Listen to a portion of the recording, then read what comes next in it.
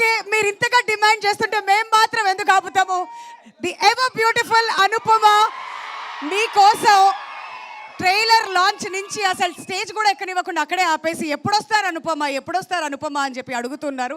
So finally you are here, we're extremely happy. మీ fans అందరికీ ఏం చెప్పాలనుకుంటున్నారు?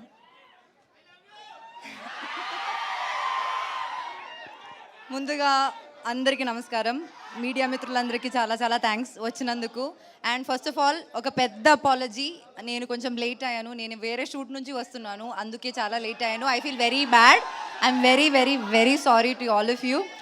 అండ్ నేను actually first time Tillu related ఒక ఈవెంట్కి వస్తున్నా. And the response you guys gave us today is so good that ఇంకా ఒక్క ఈవెంట్ కూడా నేను మిస్ అవ్వను. నేను ప్రతి ఈవెంట్కి వచ్చేస్తాను.